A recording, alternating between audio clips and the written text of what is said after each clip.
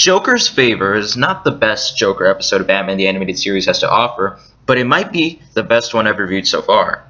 Joker is probably at his scariest here, and I have a riot whenever he's on screen. The issues here lie on other factors, but the Joker is written perfectly. The episode begins with an introduction to our main character, Charles Michael Collins. He's a slightly overweight, average man with a job he doesn't like and a family. On the particular moment we meet him, he's been having a bad day at work and is stressed about paying for his son's braces and the fact that his wife is making the meatloaf he hates for dinner. The averageness of our main character is a significant chunk of why this episode works and why the Joker is especially intimidating.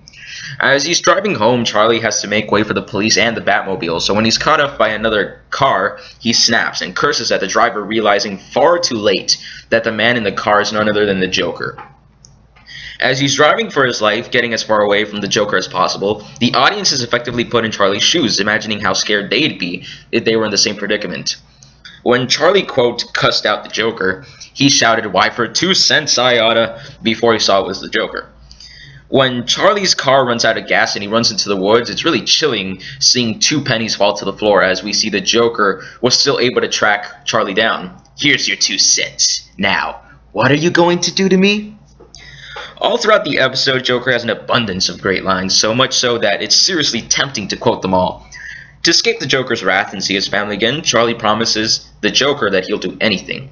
I love that when Charlie asks him what the favor is, the Joker suddenly shouts, "I don't know! I haven't thought of it yet!" The Joker takes Charlie's driver's license and doesn't do anything for an entire 2 years. Now Charlie has moved his family out of Gotham and changed his name, but just like before, Joker is still able to find him effortlessly. It's especially unnerving when Joker adds that he's been keeping tabs on Charlie these 2 years, watching him and his family. Part of what's really scary about the Joker in this episode is that he does many terrible things, but is always bright and gleeful, even when threatening a family. For example, when Charlie is taken to Joker's hideout after coming back to Gotham, the Joker unpredictably greets Charlie like they're the best of friends before telling him about the favor. Paul Dini wrote this episode, and I've mentioned before that the way he writes the Joker is my favorite, always bringing the humor and viciousness that makes the character unpredictable without skimping out on one or the other. The random unpredictability is terrifying and perfect when following an average character being thrust into the Joker's lunacy. This is why Batman himself does not appear much, which is absolutely the direction the episode needed to go.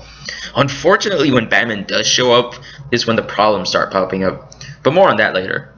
The inspiration for the Joker's caper and involving Charlie is the fact that Commissioner Gordon is receiving a testimonial for his good work in Gotham.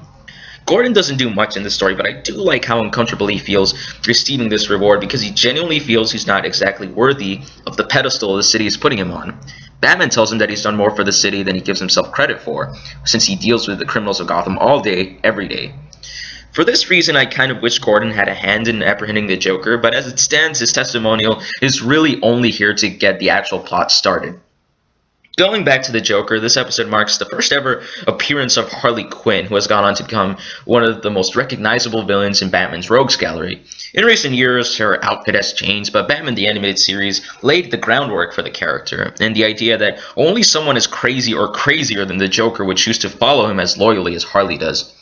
That being said, in this specific episode, she has not yet been fully fleshed out, and only being a hench girl with a cool name, costume, and some funny lines and moments. Joker's plan to crash Gordon's testimonial involves Harley rolling a giant cake with him inside. Charlie's part of the caper is oddly minor for having been dragged all the way to Gotham, only opening the door when Harley knocks 3 times. I love the Joker's response to this. "Well, look at the size of that cake, man! She can't open the door and push it in all at once! Think!" As Charlie is becoming more unnerved by how chaotic the Joker is, he decides to find a way to call Batman. I don't know why there's a hall of inventions in the building the testimonial is being held, but Charlie rigs a model of a bat that he finds there to the window, which Bruce Wayne all too conveniently sees because he was leaving the testimonial. What's even more convenient and problematic is that the building also has a replica temple with real death traps so there can be some action at the end. Why would the city have that built? In dialogue, we know for sure that the Joker did not add anything to make the replica lethal, which would have made more sense and made Joker a bigger threat. Fortunately, this action is not the climax of the episode, but I'm getting a little ahead of myself. When Joker executes his plan, he paralyzes all the cops and leaves them with a bomb, also leaving Charlie glued to the door he opened for Harley. Joker tells him that despite promising to send Charlie back to his family, he did not mean alive. At this point, Charlie grows more of a spine, which leads to the conclusion, and it was the perfect end to the episode. Charlie catches up to the Joker, who had eluded Batman, and the Joker simply brushes him off. Not many of the average people would have the guts to punch Joker in, well, the gut, but by God, that's exactly what Charlie does. That's not even the end of it, when Charlie pulls out a bomb that he got from Joker's van and threatens to end Joker's dreams by letting them both die in the explosion. In a weird way, Charlie has gained an understanding of the Joker that few people know. When threatening the Joker, Charlie says that he can destroy people's dreams too, and that is the Joker's only real purpose and why he really doesn't want to die before killing Batman. At the same time, Paul Dini demonstrates how much he gets the Joker by making his motivation an integral part of the character. While the Joker has had many capers and committed many different tragedies, he always does this out of the need to mess with people. In the comics, this is why Joker was absent through much of No Man's Land. Everything was so chaotic that the Joker could not do much of anything to make it worse. So he laid low until Batman began restoring order. This character trait is very prominent in The Dark Knight, being a self-appointed agent of chaos, and in the Arkham games, where Joker sets many seemingly lethal death traps, just to make the hostages and Batman squirm. It's a very satisfying ending to see the Joker receive a dose of his own medicine, and even more interesting that it's a nobody.